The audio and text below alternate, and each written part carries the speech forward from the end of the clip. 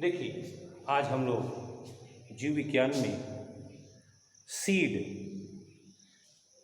बीज के बारे में हम लोग अध्ययन करेंगे। सीड क्या है? देखिए, seed is the result of sexual reproduction. अगर हम वनस्पतियों के संदर्भ में अगर देखें तो सीड क्या है?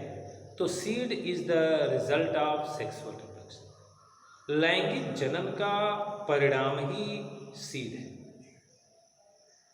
क्योंकि जो फ्लावरिंग प्लांट है, फ्लावरिंग प्लांट में आप ये जानते हैं कि यह एक ओवरी है, ये आपका स्टाइल है और ये आपका ये स्टिग्मा है। अगर हम ये देखें कि ये जो ओवरी है इसमें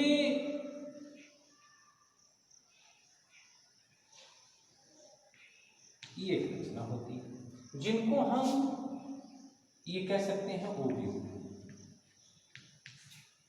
हमने डबल फर्टिलाइजेशन इसके बारे में बताया, एंडोस्पर्म कैसे बनता है ये भी हमने बताया है, एम्ब्रियो का विकास कैसे होता है जाइगोट से ये भी हमने बताया है। अब आपको ये जानना है कि जब इन्हीं के अंदर जो ये ओव्यूल है, ओव्यूल में ये जो भीतर की रचना आप देख रहे हैं जिस पर कि हम ये लाइनिंग कर रहे हैं, ये रचना एम्ब्रियो सैक कहलाती है। एम्ब्रियो सैक, इनके ऊपर की जो रचना होती है वो न्यूसेलस।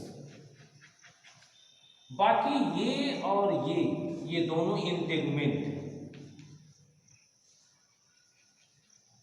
ये इंटेगमेंट है और ये रचना आप जहां पर गैप देख रहे हैं ये माइक्रोपाइल है,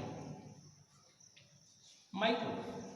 लेकिन जब इसमें फर्टिलाइजेशन की क्रिया हो जाती है एम्ब्रियो सैक के अंदर, तो एम्ब्रियो सैक के अंदर जब ये फर्टिलाइजेशन क्रिया हो जाती है तो इसमें चूंकि एक होता है, एक जो है जब नर गैमीट से मिलकर के फर्टिलाइज होता है तो वो जाइगोट बनता है। तो जब जाइगोट बनता है तो यहाँ एक अच्छी तरह से ये एक जाइगोट हो गया। इसके बाद आप कहेंगे जो शेष भाग एम्ब्रियो सैक का बचा, तो शेष भाग में आप ये जानते हैं कि दो पोलर न्यूक्लियाई थे, एक मेल गैमीट आएगा, तो 3 न्यूक्लियस जब यहाँ पर मिलते हैं, जब ट्रिपल फ्यूजन हो जाता है तो यहाँ पर एक प्राइमरी एंडोस्पर्म न्यूक्लियस बन जाती है। तो यहाँ पर जब ये प्राइमरी एंडोस्पर्म न्यूक्लियस है इसको हम कह सकते हैं PEN। एनसीईआरटी में बिल्कुल स्पष्ट दिया हुआ है, ये प्राइमरी एंडोस्पर्म न्यूक्लियस है। और ये जो एम्ब्रियो सैक का जो शेष भाग है जिनके अंदर ये प्राइमरी एंडोस्पर्म न्यूक्लियस बना आफ्टर निषेचन, तो वो रचना आपका ये कहलाता है सेंट्रल सेल। लेकिन निषेचन के बाद उस सेंट्रल सेल को हम कहते हैं प्राइमरी एंडोस्पर्म सेल। तो प्राइमरी एंडोस्पर्म सेल क्या है, प्राइमरी एंडोस्पर्म न्यूक्लियस क्या है, उसी तरह से ये जो रचना हमने अभी बताया कि निषेचन के बाद इनके हम ये कहते हैं जाइगोट। तो निषेचन के बाद ये जो शेष एम्ब्रियो सैक का भाग है वो प्राइमरी एंडोस्पर्म सेल बना, उसके अंदर का न्यूक्लियस क्या बन गया, प्राइमरी एंडोस्पर्म न्यूक्लियस बन गया जिसमें 3 एक्स होता है, ये ट्रिपल फ्यूजन से बना।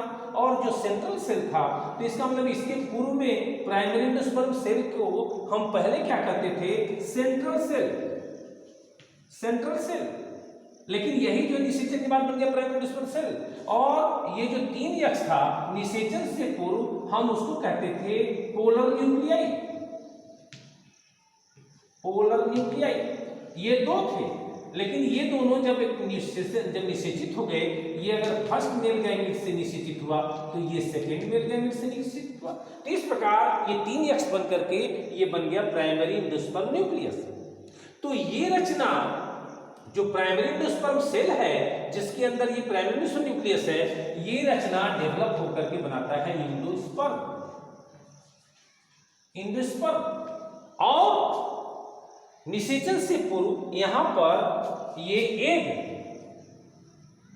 और ये जो एग था, ये जो एग था ये यहां पर फर्स्ट पोलर मेल गैमेट ये नहीं मिलेगा, फर्स्ट मेल गैमेट यहाँ एग, और इससे जब ये फर्स्ट मेल गैमेट जब मिलता है तो वही जो है ये क्या बन जाता है, जाइगोट। तो एम्ब्रियो सैक में कुछ भाग जाइगोट बन गया जो एग वाला पोर्शन था, और शेष भाग प्राइमरी एंडोस्पर्म सेल। तो ये जाइगोट डेवलप करके क्या बना दिया, एम्ब्रियो, और ये प्राइमरी एंडोस्पर्म सेल क्या बना दिया, एंडोस्पर्म। अब सोचिए एम्ब्रियो सैक क्या बन गया, एम्ब्रियो सैक में ही एम्ब्रियो बन गया और एंडोस्पर्म। तो जब एम्ब्रियो सैक, जब एम्ब्रियो और ये कह सकते हैं कि आपकी एंडोस्पर्म बन गया, तो सपोज कर लीजिए अगर ये कोई सीड है, अब उसका ये अगर कह लीजिए कि ये उसका अगर एम्ब्रियो सैक है, तो सपोज कर लीजिए कि ये इसका उसका आपका बन गया एम्ब्रियो और ये बन गया उसका एंडोस्पर्म। अब इसके ऊपर एक न्यूसेलस था, ये न्यूसेलस अगर न्यूट्रिशन में समाप्त हो गया तो दी बेस्ट, अगर नहीं समाप्त हुआ तो कभी कभी कुछ सीडों में ये शेष बच जाता है, जैसे ब्लैक पीपर। तो ब्लैक पीपर एक ऐसा सीड है जिसमें कि ये पाया जाता है, ब्लैक पीपर में ये पाया जाता है, कौन, न्यूसेलस। इस न्यूसेलस को हम वहां कह देते हैं पेरिस्पर्म, ये पेरिस्पर्म है। तो ये जो पेरिस्पर्म है यह शेष न्यूसेलस है, और इसका मतलब कि ये जो पोर्शन आपका है जिसमें एम्ब्रियो और एंडोस्पर्म है, इसके ऊपर ये पेरिस्पर्म हो गया, और इसके ऊपर आप सपोज कर लीजिए कि ये छिलके बन गए, ये छिलके बन गए जिनको हम इंटेगुमेंट कहते थे। तो ये बाहरी वाले को आप कहते हैं, जैसे ये दोनों मिला सीड कोट, जैसे आप कहते हैं टेस्टा, तो ये बन जाता है टेस्टा, और भीतर वाला जो इंटेगुमेंट था वो बन जाता है टेगमेंट, और ये दोनों टेस्टा और टेगमेंट बन जाते हैं सीड कोट। अब आप सोचिए ये पूरी रचना जो ओव्यूल के नाम से जानी जाती थी, जिनको हम ये ओव्यूल कहते थे, यही ओव्यूल क्या बन गया, ये सीड। तो निषेचन के बाद ये पूरा ओव्यूल कैसे सीड बना, उसका एम्ब्रियो सैक कैसे एम्ब्रियो और एंडोस्पर्म बन गया, उसके बाहर का न्यूसेलस अगर रिमनेंट है, अवशेष के रूप में है, तो उसे निश्चित रूप से आप कहेंगे पेरिस्पर्म, जैसे एग्जांपल मैंने बताया ब्लैक पीपर। और यदि वो नहीं है तो निश्चित रूप से वो पेरिस्पर्म नहीं दिखेगा, लेकिन एंडोस्पर्म।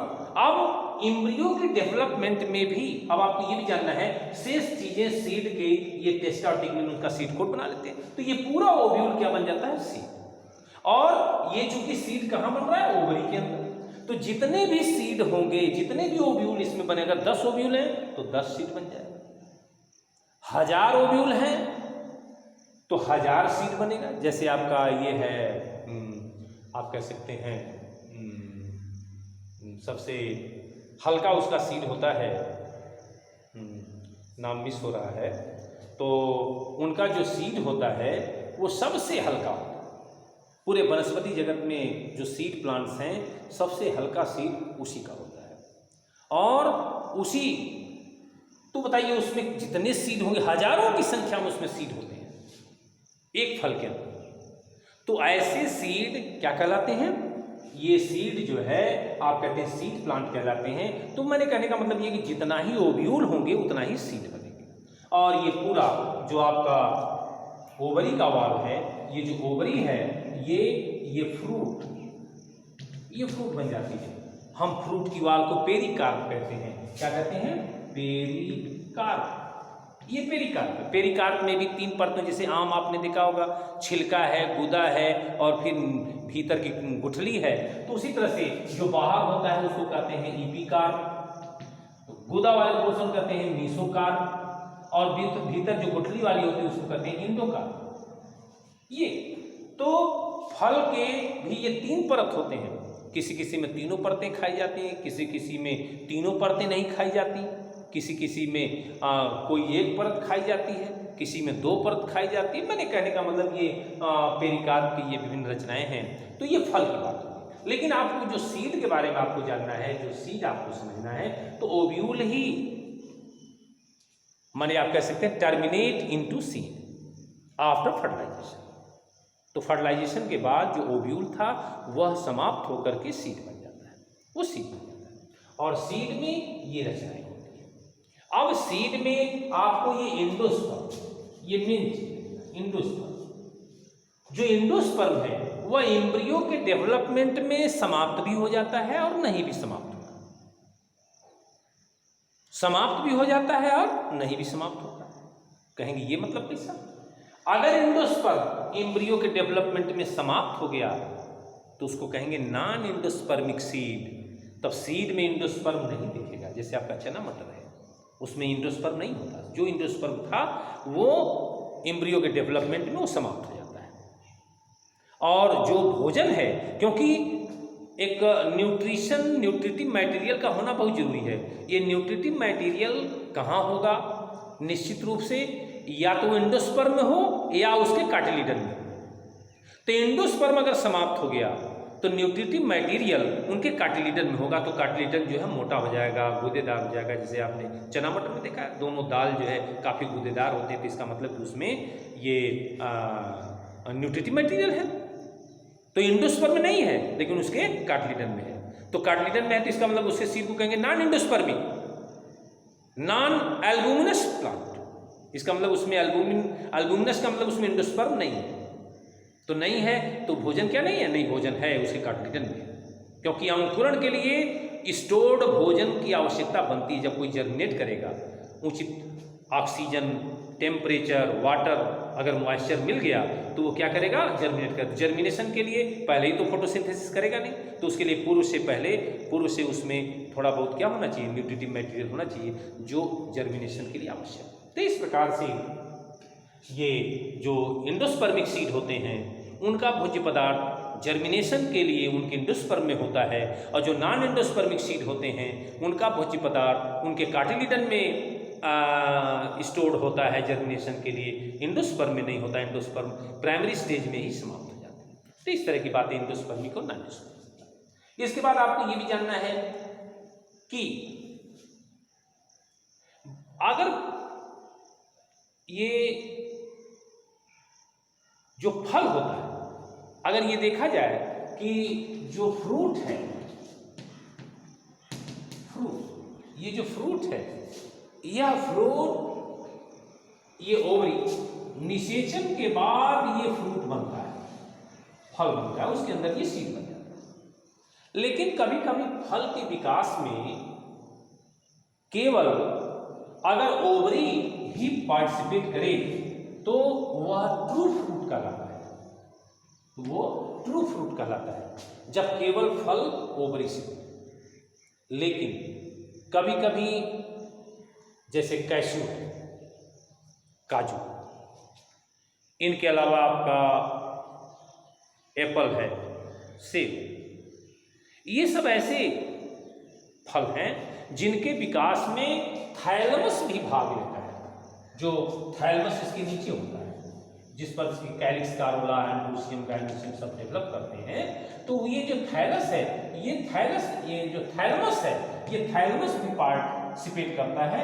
तो ऐसे फल कहते हैं फॉल्स। तो फॉल्स फ्रूट क्या है और ट्रू फ्रूट क्या है? तो फॉल्स फ्रूट का मतलब ये होता है कि जिसमें फल के विकास में उनके अन्य पार्ट भी भाग लें, और ट्रू फ्रूट का मतलब ये होता है कि जो फल केवल ओवरी से विकसित हो।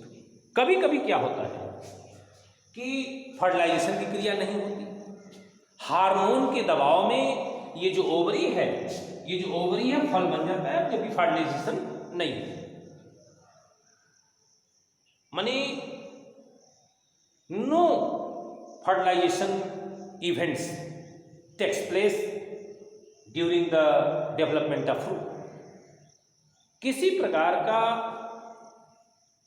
जो फर्टिलाइजेशन की घटना है वो फल के विकास में वो नहीं टेक्स पार्ट करता, लेकिन फिर भी वो फल बन जाता है हार्मोन्स के दबाव। तो ऐसे फल को कहते हैं पार्थेनोकार्पिक फ्रूट। पार्थेनोकार्पिक फ्रूट, ये पार्थेनोकार्पिक फ्रूट है, लेकिन वो सीडलेस होंगे, उनके अंदर सीड नहीं होगा क्योंकि फर्टिलाइजेशन घटना नहीं होती। अब देखिए सीड का कुछ लगे, इसकी विएबिलिटी के बारे में आप जान रहे हैं कि सीड विएबल, कुछ सीड, क्योंकि इसमें देखिए डिहाइड्रेशन और डॉर्मेंसी, डिहाइड्रेशन एंड डॉर्मेंसी दो चीजें ऐसी हैं, एक निष्क्रियता का गुण और दूसरे डिहाइड्रेट होने का गुण सीड में पाई जाती है, जिसके कारण ये सीड कह लीजिए कि स्टोर्ड किए जाते हैं। इनको हम काफ़ी लंबे समय तक विएबल फॉर्म में रख लेते हैं, स्टोर्ड कर लेते हैं। तो ये स्टोरिंग कैपेसिटी क्यों आती है? तो due to dormancy and dehydration इनका कैरेक्टरिस्टिक्स है। 14 से 15% अगर सीड में अगर मॉइस्चर है तो निश्चित रूप से वह सीड डॉर्मेंट हो जाएगा, निष्क्रिय हो जाएगा, और जब उसको उचित मॉइस्चर, ऑक्सीजन और उचित रूप में टेम्परेचर जब मिलेगा फिर वो जर्मिनेट कर जाता है। तो जो जर्मिनेशन की घटना पाई गई है सीड में, कुछ सीड ऐसे होते हैं कुछ महीनों में के बाद जर्मिनेट कर जाते हैं, कुछ सीड ऐसे हैं कई वर्षों के बाद भी वो जर्मिनेट कर जाते हैं। आर्कटिक टुंड्रा में एक लुपिनस प्लांट का सीड मिला था, उसका नाम ही था लुपिनस लुपिनस आर्कटिकस एक प्लांट था, उसका सीड 10,000 वर्ष खुदाई के बाद मिला, और उसको जब उचित टेम्परेचर मिल गया तो वो जर्मिनेट कर गया। अब आप सोचिए 10,000 वर्ष डॉर्मेंसी की क्षमता है। फोएनिक्स डैक्टाइलिफेरा, ये आपका ये डेड पाम है, खजूर, इनका सीड 2000 वर्ष के बाद भी जर्मिनेट हुआ है। तो इस तरह से इनकी जर्मिनेशन पावर भी बहुत अधिक होती है। तो ये सब आपको ये सीड और फ्रूट के बारे में हमने बताया। सीड क्या है इनको आपने अच्छी तरह से समझ लिया है। ठीक है, धन्यवाद।